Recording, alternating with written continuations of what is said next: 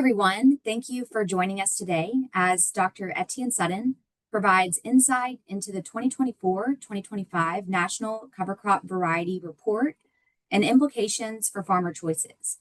My name is Olivia Cayuet. I'm a Soil Health Program Manager with the University of Missouri Center for Regenerative Agriculture. My colleagues Shannon Moeller with the Soil Health Institute and Odine Alvarez Campos with the Soil Health Institute are also on the call providing technical support. We three support the education component of Farmers for Soil Health. In today's webinar, we'll explore different cover crop varieties and discuss how ongoing research can help you make more informed decisions about which species to plant on your farm. Today's webinar is supported by Farmers for Soil Health, or FSH. This initiative is one of many USDA-funded Advancing Markets for Producers projects. FSH is a collaborative initiative of commodity organizations, the United Soybean Board, the National Corn Growers Association, and the National Pork Board, with a goal to increase cover crop adoption. This specific project provides an incentive to farmers who are new to planting cover crops or who have been planting cover crops for many years. State-level commodity organizations and conservation professionals working across 20 states, stretching from North Dakota to the East Coast, provide local technical assistance and outreach programming. FSH has also developed a website full of resources and information. You can learn more about FSH at farmersforsoilhealth.com. Lastly, a few items about today's event. The presentation is being recorded, and an email with a link to the recording will be sent to you following the webinar, and it'll be posted on the Farmers for Soil Health YouTube channel along with the final feedback survey. We will have some time at the end for questions, so as questions come up, please put those in the Q&A. You can upvote questions that you'd like to prioritize as we cover them live. You can also use the hand raise feature if you would like us to allow you to come off mute so you can ask your question out loud. If you run into any technical issues, please don't hesitate to chat the webinar co-hosts, and we'll help you resolve those issues as best as we can. If you'd like captions on, those can be enabled by clicking the three dots on your toolbar and navigating to captions. Please be sure to hang on to the end for information related to the One Certified Crop Advisor Continuing Education Unit for attending this webinar. And with that, I'm excited to welcome our guest, Dr. Etienne Sutton. I'll let Etienne introduce herself and take it away. Thank you so much for that introduction, Olivia. Good morning, everyone. I'm really excited to introduce you to our National Cover Crop Variety Testing Program and share our latest round of results with you today. I'm a researcher and program manager with the University of Missouri Center for Regenerative Agriculture. And if you have any questions related to the results that you see today, you're more than welcome to reach out to me directly, and I'd be happy to exchange emails or find a time to chat. So the cover crop variety testing program was started in recognition of the fact that we don't yet have a national scale coordinated effort to really help farmers and farm advisors understand which cover crops are best suited for their region, goals, and systems. A lot of the cover crop trials so far have just been focused at the species level, but there's actually a lot of diversity within each species at the varietal level as well. So just like there are different varieties of tomatoes or corn or soybean, there are also different varieties of some of the most popular cover crop species, some of which may work better than others for your farm, depending on your climate, soil type, management practices, and crop rotation. For example, the photo here shows two different varieties of Balanza clover. So the variety on the left has been specifically bred for use as a high biomass, high nitrogen annual cover crop, whereas the variety on the right is an older variety with dramatically different characteristics in terms of growth, maturity, and other traits that might make it a less suitable option as an annual cover crop. So our goal is really to help farmers find the right cover crop variety for their region, goals, and systems, so that they can maximize the economic and conservation benefits of this practice. So we launched the network last fall in partnership with 12 sites spanning a wide range of soil and climatic conditions. And we owe a big thank you in particular to our collaborators at North Carolina State University for leading much of the planning and coordination for this. The trials included 25 different cover crop varieties representing 6 species, including winter pea, crimson clover, hairy vetch, cereal rye, winter canola, and radishes. And these varieties are a combination of both commercially available varieties, so ones that farmers can go out and purchase right now, as well as some experimental varieties from the Cover Crop Breeding Network, which is a public plant breeding program working to develop new and improved cover crop varieties that meet the needs of all the different types of farms that we have across the country. The varieties that you see here that are marked with an asterisk that have sort of a funky letter and number code rather than a catchy name are experimental varieties that are under development right now. Some of the major breeding goals for the cover crop breeding network include breeding for better winter hardiness, greater above and below ground biomass, suitability for grazing, and different flowering times. So we've been hearing from a lot of farmers that finding a variety with the right maturity can be really important for successful termination, especially in cases where you might need to kill the cover crop at a specific growth stage, like with roller crimping. Most cover crop seed right now is sold as variety not stated or VNS seed, which means that the origins, quality, and characteristics of the seed are actually unknown, and it can even be an assortment of multiple seed lots from different years or regions. And so when you purchase VNS seed, you can end up with plants that mature at different times, making management harder than it actually needs to be. Beyond those breeding goals, the cover crop breeding network also has some species-specific breeding goals. So, for example, hairy vetch is notorious for having this hard seed that sometimes creates weed problems in fields, but they're working on a soft-seeded variety that would eliminate that issue and make it more easily used as a cover crop. And then for cereal rye, one trait that's of interest is allelopathy, which is where chemicals released by one plant influence the survival of other plants, which can then be used strategically to control weeds.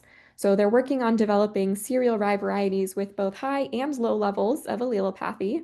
And you can see in this photo here that it does show really strong promise so far, where there's this actual visible ring around the rye plants of weeds being repelled. If you're interested in learning more about the Cover Crop Breeding Network and what they're up to, check out their website at covercropbreeding.com. So back to the variety testing network. At each of the sites, the trials were planted in a randomized split plot design with 3 replicates. The cover crops were drill seeded into plots of roughly 5 by 15 feet using recommended seeding rates in fall of 2024 and then left to overwinter into spring of 2025. The exact planting and termination dates did vary by site based on typical management practices for each of the locations. At each of those sites, collaborators collected a standard set of evaluation metrics, including fall emergence before first frost, spring stand after green up, which is a good indicator of winter hardiness when assessed in conjunction with fall establishment. And then in the spring, before termination, we evaluated stand height, above ground biomass, weed suppression, maturity, and disease incidence. And part of what's really exciting about this variety trial network is that there are also opportunities for supplementing our standard set of evaluation metrics with complementary research efforts. So, for example, Dr. Felix Fritschie's team at the University of Missouri led an effort this past spring to collect root cores from a subset of the trial sites to evaluate root traits not only across species and varieties, but also across the wide range of environments that we have represented in the trials. We also had a master's student at the Tennessee site collect soil samples in their trial plots to look at relationships between variety diversity and soil microbial communities. And all of the sites this past spring also had an opportunity to test some new camera technology developed by the Precision Sustainable Agriculture Group. So the camera technology is currently being trained to quantify cover crop and weed biomass and will hopefully replace our destructive biomass sampling in the future to make for more efficient data collection. So we compiled last season's results into a report that's publicly available on the Center for Regenerative Agriculture website. Our goal is to have an annual report published in early July of each year in time to support farmer decision making for the next season. So the report includes data for weather, soil management, and cover crop performance at each individual site, with an example from our Vermont site shown on this slide here. When we look at average performance of all the species and varieties on average across the 12 sites, we do see some important trends emerging even after just 1 year of data collection. The graph on the top is showing fall emergence, and the one on the bottom is spring stand, with the species and varieties listed along the bottom horizontal axis. And as expected, cereal rye had the best fall emergence and spring stand overall compared to the other species in the trials. And for the legumes, hairy vetch and crimson clover had slightly higher and more consistent spring stand than winter peas, suggesting a slight advantage in terms of winter hardiness. And here we have biomass shown in the top graph and then weed suppression shown on the bottom graph. And both cereal rye and winter canola produced substantial amounts of biomass in the spring, though we do see some variation across varieties for each of those species, which we'll dig into more in a little bit. And then for the legumes, hairy vetch and winter pea produced slightly more spring biomass than crimson clover, and even though the radishes, Erify and Driller, winter killed in most locations, I've included their fall biomass on the graph here to show that they did actually produce as much biomass in that short window before frost as clover did in the spring. And then the last thing I'll note about biomass is that previous research has shown that aiming for a minimum threshold of 1,000 pounds per acre is really key to reducing nutrient losses from farm fields, and that reaching 2,000 pounds per acre is when soil health benefits really start to kick in. And so far, all of the species and varieties in the trials do show potential for reaching those key thresholds. And now for weed suppression on the bottom, a low score means better weed control. And here the winners are cereal rye and hairy vetch, showing slightly stronger weed control than the other three species. However, species diversity is actually only part of the story in these trials. So if we now look at each species at the variety level, we begin to see some really strong evidence of regional adaptation and trait variation across sites. So this graph shows that in California, Texas, North Carolina, and Tennessee, which were our trial sites with the mildest weather, there were three varieties marked with stars here that had significantly higher biomass and earlier maturity than the other varieties.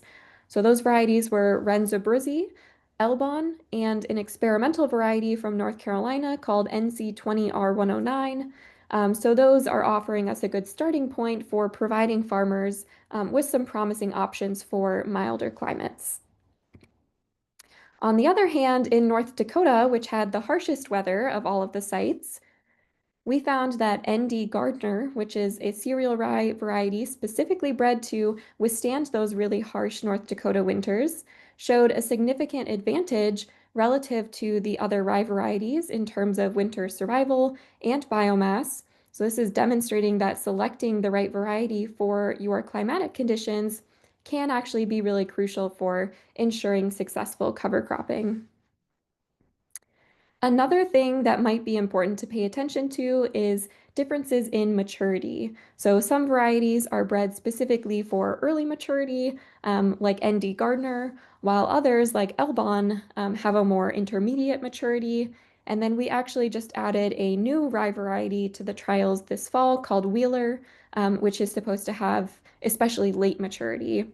So this could be important to consider in the context of how you plan to terminate your cover crop and what the next crop is going to be, as well as if you're hoping to graze your cover crop.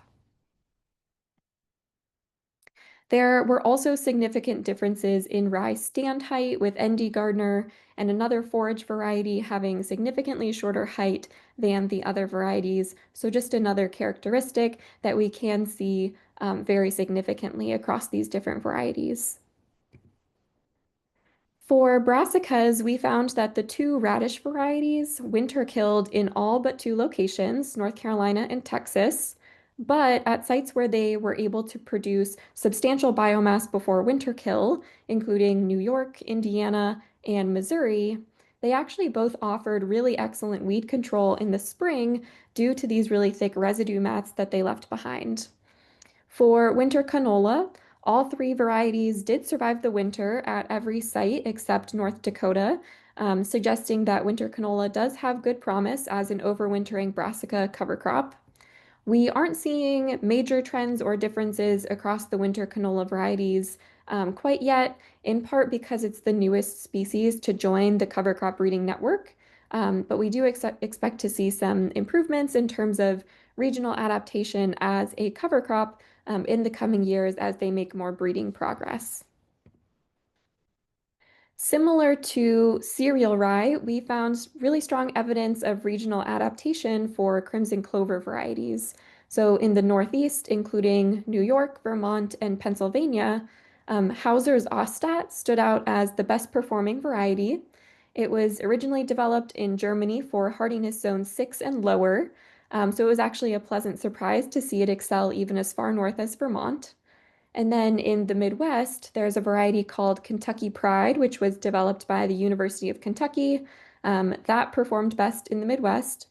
And then in the Southeast, specifically North Carolina and Tennessee, there was an experimental variety from Maryland that performed best in terms of biomass and was also significantly earlier to reach maturity than the other varieties, while Kentucky Pride actually showed later maturity at those sites.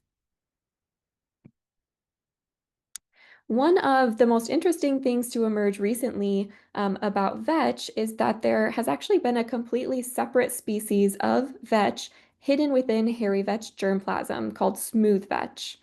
Purple Bounty, which is marketed and sold as a hairy vetch variety, is actually mostly smooth vetch. And this discovery was made by Neil Toulouse of the Cover Crop Breeding Network.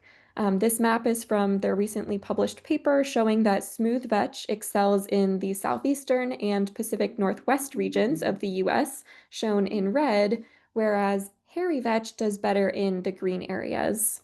So smooth vetch is clearly not as winter hardy as hairy vetch and also tends to struggle in loose soils, but can outperform hairy vetch in heavier clay soils. And this is indeed what we found in our variety trials. So at our two sites with sandy soils, Maryland and North Carolina, Purple Bounty produced roughly half as much biomass as the best performing variety at those sites. While on the other hand, it did really well at the other two southeast sites, Tennessee and Texas, which had silt loam and clay loam soils, respectively. So my suggestion would be to think about your specific context in terms of climate. Are you looking for something that's going to be a really robust winter hardy option? If so, make sure that you're getting a hairy vetch variety that is going to be well suited for your climate. And if winter hardiness maybe isn't quite as important, you can then look to smooth vetch and say, okay, what does my soil look like? Is it heavier or looser? And then make a decision from there. If we look at hairy vetch performance on average across sites, we did find that one of the cover crop breeding network's experimental varieties, called 22MNHV, produced 6 to 10% more biomass than the other varieties. And so it's actually moving towards commercial release through Albert Lee Seed House now, given these promising results. For winter peas, there were two varieties called Survivor and YO Winter that showed superior winter survival and spring biomass in the Northeast, where there was plenty of snow cover last year, while in Indiana, Nebraska, and North Dakota, there was very little winter survival for any of the winter pea varieties, really indicating this need for continued efforts to develop more winter hardy options of winter peas, especially in areas where there may not be reliable snow cover over the winter. And then at sites with milder climates, including Maryland, North Carolina, Tennessee, Texas, Missouri, and California, there was a variety called Keystone, which appeared to have slightly earlier maturity than the other winter pea varieties, but there were minimal differences in the other evaluation metrics at those sites. So, our key takeaways from this first year of the variety trials are that we need to move beyond just species diversity to also consider variety diversity in cover crop selection. And also that context matters. So, factors like regional adaptation, soil conditions, and any specific goals should really all be taken into consideration. However, one of the major limitations of our research trial data set is that the management is held fairly constant across sites, which does facilitate robust analysis for us, but it also limits the generalizability of these results to all the different types of farms that we have across the country. So, to address this constraint, this fall we added on farm trials to our variety testing network in partnership with 75 farmers across the country who are growing and observing trials in their own fields to help us generate some real world data on cover crop performance and understand interactions between species, variety, environment, as well as management. So, we have a wide range of farms participating, including everything from small-scale diversified vegetable farms to large row crop farms. And they've been instructed to manage these trials in whatever way they typically would for their cover crops. These on-farm trials are being managed using a participatory variety trial platform called SeedLinked, which allows farmers to upload observations and photos, view results, as well as interact with each other using a community discussion feed, all in this one app. The farmers participating in these on-farm trials will be entering data that's pretty similar to what I described for the research trials earlier. But to keep things as easy and efficient as possible, most of the variables are measured using a 1 to 5 scale, with just a few exceptions. One of which is biomass. So, because biomass is such an important trait for cover crops, it's linked to everything from nutrient retention to nitrogen fixation, weed control, soil health, etc. We're using a new protocol that combines plant height measurements and ground cover photos to estimate biomass rather than just using a 1 to 5 rating. So this protocol can give us a pretty accurate estimate of cover crop biomass in pounds per acre, with way less time and materials than it would take to actually destructively sample cover crop biomass with a quadrat, which is what you see in the picture here and is usually the typical approach to use to measure cover crop biomass. So that protocol will also be really handy for folks who are planning to graze or cut their cover crops, because we can use it to measure the regrowth potential of different cover crops if the photos and height measurements are collected at multiple time points throughout the season.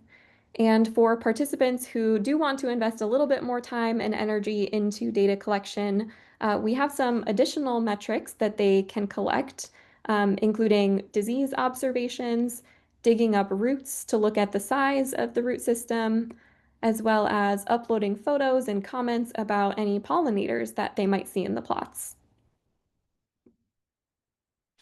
And then alongside all of the performance data, farmers participating in these trials will also upload information about how they managed their trials. So information like how it was planted and terminated, as well as environmental conditions like soil moisture at planting, and any climate stress throughout the cover crop growing season. So definitely stay tuned for our first year of on-farm trial results this coming spring.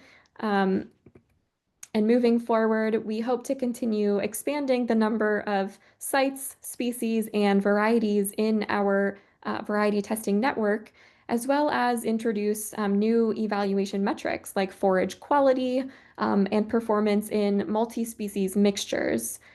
Next year, we'll be starting on developing some online data exploration and decision support tools. And of course, we'll be hosting field days to give everyone an opportunity to see these trials in person.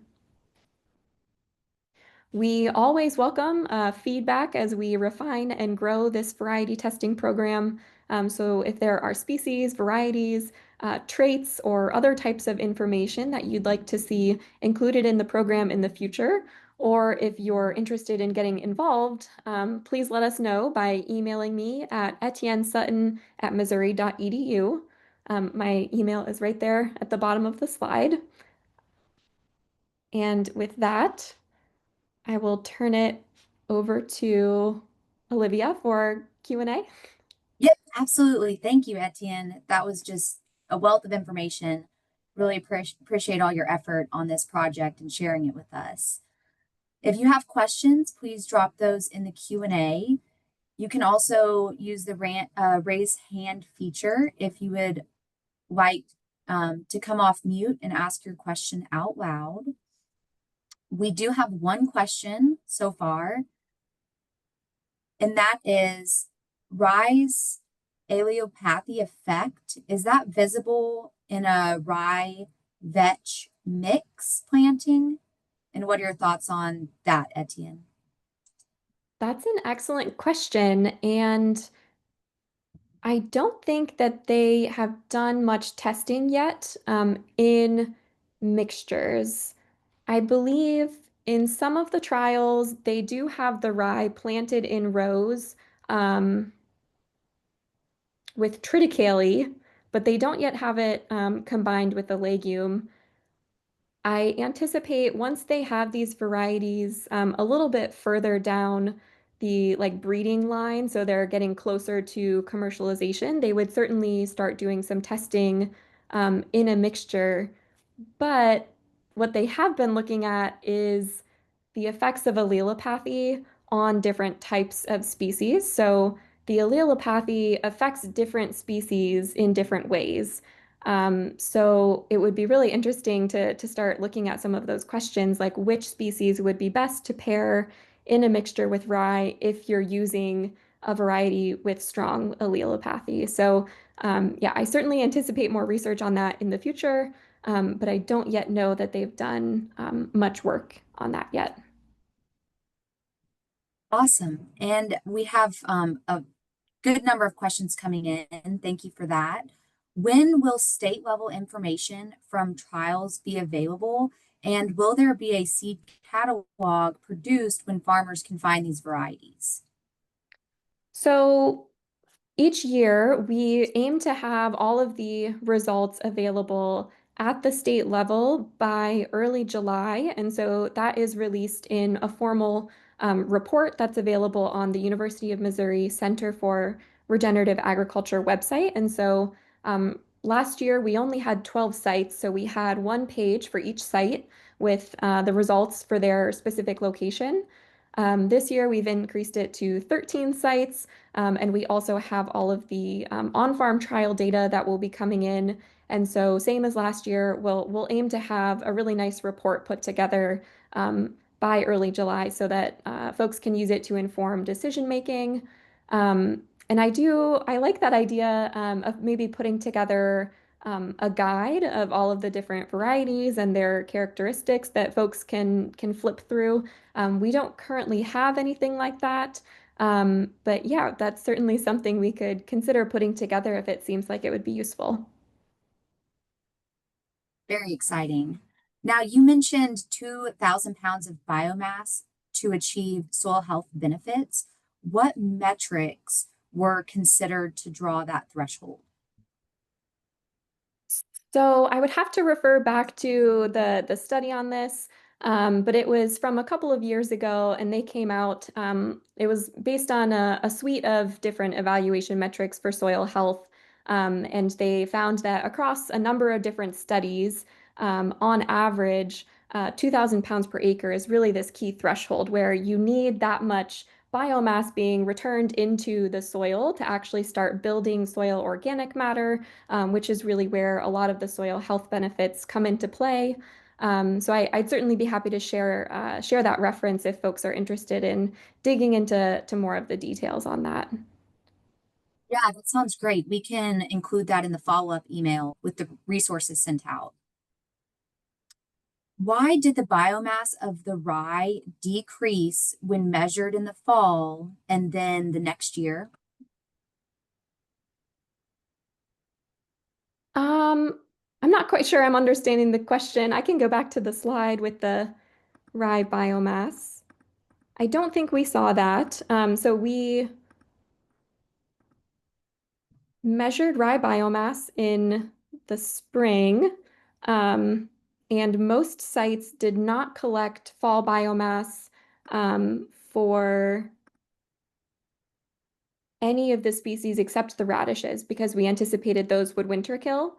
In North Dakota, they did collect fall biomass for rye, which is what you're seeing here.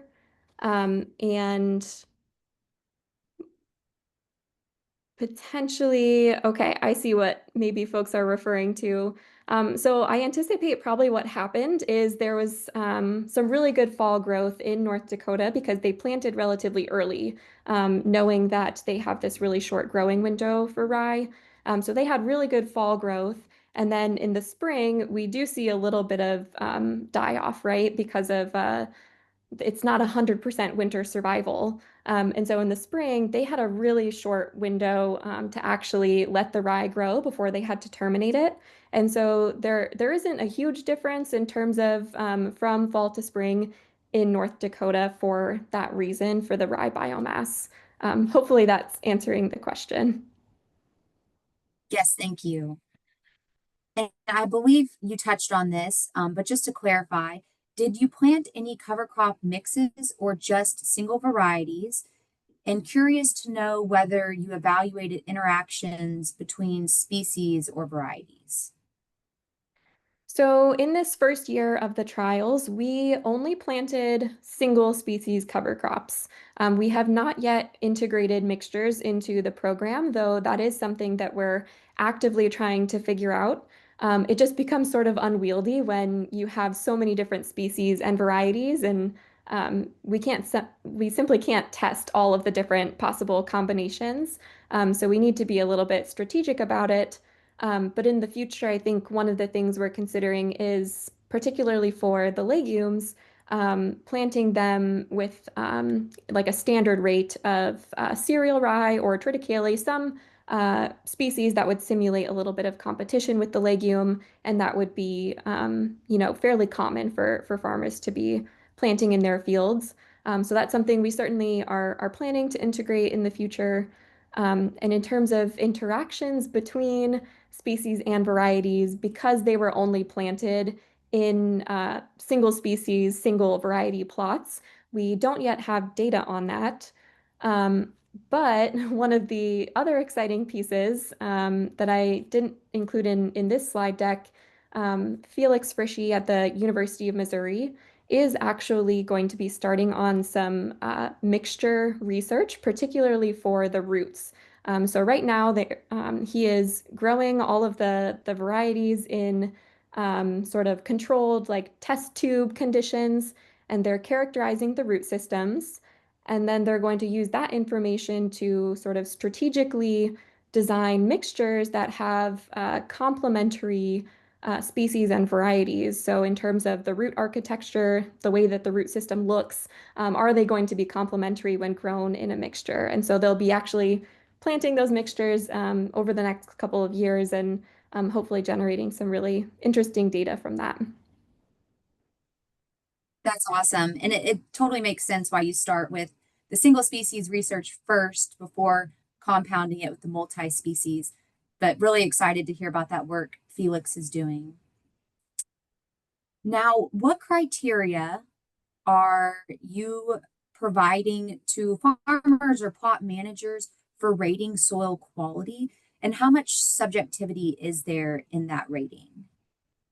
So for the soil quality rating, we, for the on-farm trials, are keeping it really basic, basically asking them, is it poor, average, or rich? And that is definitely subjective, but there has actually been research um, linking farmers' perceptions of soil health to some of those more robust metrics that we can measure, like soil carbon or soil organic matter, bulk density, things like that. And what researchers have found is that farmers are actually really good at perceiving the soil quality in their fields.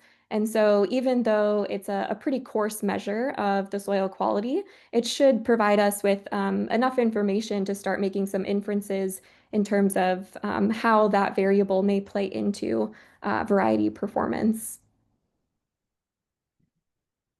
And another question is, how have you collected any planting date data at any of the sites?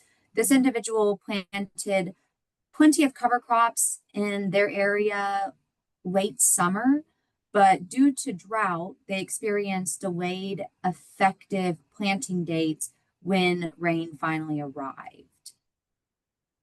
I have heard about this from quite a few farmers as well, right? You have the best of intentions and you plant it in like mid-August, but then it doesn't rain until, 6 weeks later, and that's when your cover crops actually come up. So we definitely are collecting planting date data from both our research trial sites as well as all of the farmers participating in the on-farm trials. And we are asking specifically about what are the soil and climatic conditions at the time of planting. Is your soil really, really dry when you plant? Is it looking pretty average? Does it have a lot of extra moisture from like a recent rainfall event?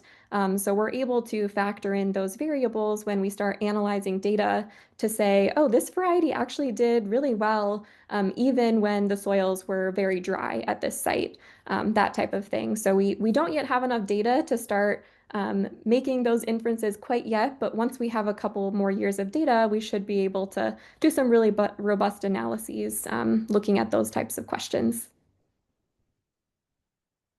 And, related to that root work that Felix is doing, one question is, this individual would be curious if there's a difference in root shoot ratio within each variety across the various sampling locations, or if this remains consistent across all locations. Do you have any insight on that?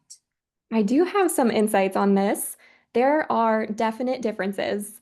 So there are differences between different species. We're seeing differences across the varieties within a species, but then we're also seeing interactions between, a given variety and how it responds to the particular soil conditions at a given site.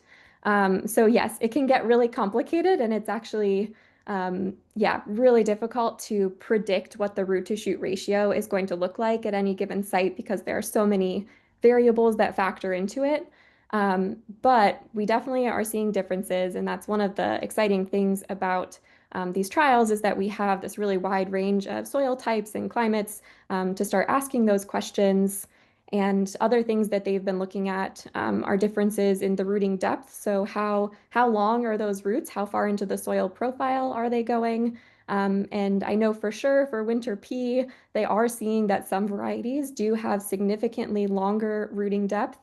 And there's a suite of other traits that they're looking at as well. And hopefully within, the next several months or so, we should have some preliminary data to share in terms of what we've been seeing for that. We look forward to any updates and we'll be sure to share those. And I appreciate all the questions that came in. Those were really thoughtful and helped with our discussion. One final question I'd like to ask you, Etienne. The on-farm component is such a cool aspect of this project. And I'm wondering if anyone is interested in being involved in that in the future. Do you have plans to do that again following this year? And how would they get involved if so?